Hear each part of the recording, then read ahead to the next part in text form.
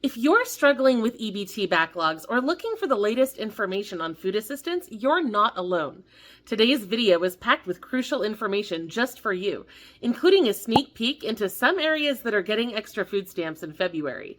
But first, let's dive into a situation that's almost hard to believe. Can you imagine waiting 9 months for your food stamps benefits? That's exactly what's happening to many families in Tennessee right now, and the implications could affect food stamps users nationwide. After waiting months for an interview call that never came, a frustrated mom finally called ABC 24 in Memphis to see if they could get some answers. What they found is that this is a widespread issue. There are many people in Memphis who have waited for hours on the phone only to be told, "Oh, don't worry, someone will call you for an interview," but that call never comes. And this happens over and over and over again. Why? When the news crew in Memphis demanded answers, the Tennessee Department of Human Services blamed the technology updates they implemented last summer. They said that their staff was still learning how to use the new system, which means each claim is taking longer to process. They also said that some people have submitted duplicate applications, which has slowed down the system even more. In the meantime, DHS is encouraging people to upload all of their documentation to the new One DHS customer portal before their interview. If you do this, the case can be completed during your interview and it helps speed things up. They've also asked everyone to stop submitting multiple applications for assistance because it's just bogging down the system. But this isn't just a Tennessee problem. There are backlogs in several states all over the country, and that means that thousands or even millions of low-income families are not getting the assistance they need to buy food when they need it. It is a big problem. And in a lot of cases, it all comes down to that interview. The interview requirements cause a lot of problems for low-income families. In fact, a study in Los Angeles County found that 31% of eligible people were denied SNAP because they missed their interview. That's almost 1 in 3 eligible people who didn't get benefits because they weren't available for a call. In most cases, you can't choose your own time for these interviews. They're assigned to you by the state, and that can cause conflicts with work or school or other schedules. Notifications are sporadic and often late, which means people don't even always know that they're happening until they happen, so they don't have the chance to reshuffle their obligations to accommodate those calls. It's incredibly inconvenient and difficult for people who are just doing their best to scrape by. That's why so many advocates are petitioning the USDA to end interview requirements altogether. These advocates say that the interview requirements are burdensome and stop eligible people from getting the help they need. For example, the missed interview rate for working people or those who attend school is as high as 40% in some areas. It can feel like you're being punished for trying to be responsible. Some of the people who are fighting to end these interview requirements include the National Student Legal Defense Network, the Center for Law and Social Policy, and the California Student Aid Commission. They have pointed out that the interviews are not required under the federal statutes that govern this program anyway. They were just simply carried over from the previous food program that ended back in 1978. A lot has changed since 1978, so let's have a quick poll in the comments. Type yes if you think the interview requirements for SNAP should be scrapped and done away with, or type no if you believe that they're necessary. I am curious to see your opinions. And meanwhile, speaking of modernizing SNAP, Alaska has finally made their application available online. Until recently, you had to print out or pick up a 28-page packet in order to apply for food assistance. Now you can fill out a quick form online in under 20 minutes. The state expects that this will help streamline the paperwork and make it faster to get those claims approved. And don't forget, as soon as you get your EBT card, you are eligible for tons of discounts and freebies. We've just updated our EBT discount list to include 47 new zoos, planetariums, botanical gardens, and museums.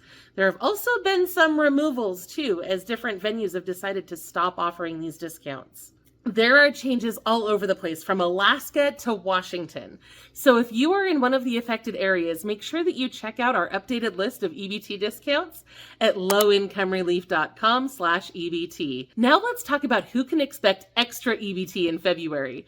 This is really exciting because I know everyone needs a little extra boost right now. Around 140,000 people will see a 10% boost to their SNAP benefits starting February 23rd. This is offered through a new temporary uplift program in Washington, D.C. This raise was supposed to start in January, but there was some drama with the mayor that caused a delay. Basically, she had signed a law authorizing the increase, but later decided that the money should be used for something else, like maybe housing. This decision did not sit well with the city council, who pushed back, even threatening legal action. The result, the mayor reconsidered and gave the green light for those increased EBT payments to start. Because the increase was delayed, the first payment will cover both January and February, effectively making it a 20% bump for the first deposit. In real terms, this will translate to about $36 per person on average, and then the ongoing increase will be about $18 per person on average. But this is great news for those in Washington, D.C. We also have some extras for people in other states as well.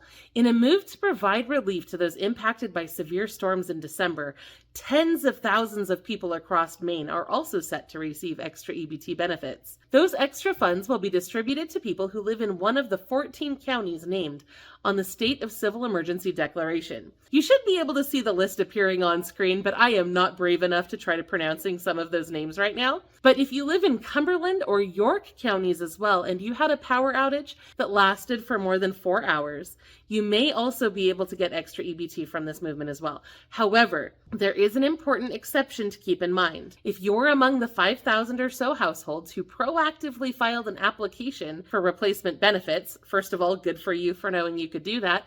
Second of all, though, you will not be eligible for this additional round of assistance. They're trying to catch the people who didn't know that they could apply. So just keep that in mind. In several states, you can get extra EBT if you purchase fruits and vegetables from certain participating retailers. For example, Rhode Island will now reimburse you up to $25 when you purchase fresh fruits and vegetables at Walmart or Stop and Shop stores. Here's how it works. For every dollar you spend on eligible products, you'll receive a 50-cent refund.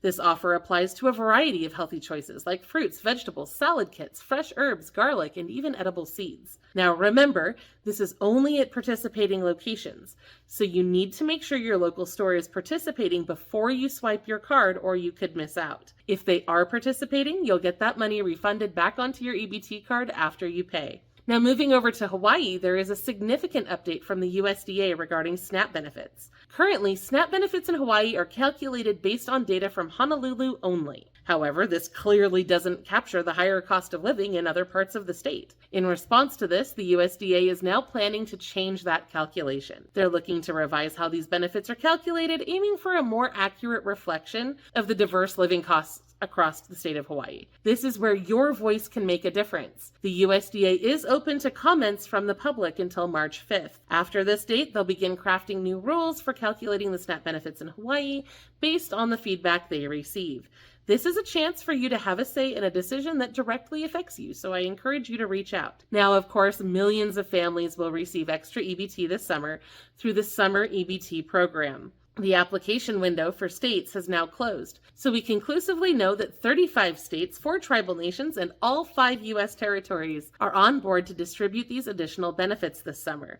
However, it's important to note that 14 states did opt out to providing these extra benefits this year, so those summer EBT checks will not be available to families who live in Alabama, Alaska, Florida, Georgia, Idaho, Iowa, Louisiana, Nebraska, Oklahoma, South Carolina, South Dakota, Texas, Vermont, or Wyoming. But there is a silver lining. This door isn't closed forever. It's just closed this year. Those states will be able to decide to participate in 2025 if they choose. And the USDA is optimistic that more states will decide to distribute those benefits in the future. Some states that have chosen not to participate have implemented other programs instead. For example, back in Alaska, a new program called Alaska Meals to You is underway. This program will deliver food boxes packed with breakfasts, lunches, and snacks to over 4,000 rural Alaskan children every week during the summer. This initiative is designed to replace the Congregate Summer Meals program, which has been challenging to access for a lot of people in rural Alaska. And that's it for today's EBT update. If you found this information helpful, please give this video a thumbs up and subscribe for more updates. Be sure to go check out our other recent videos for more ways that you can save money and get free stuff. I'll see you again soon.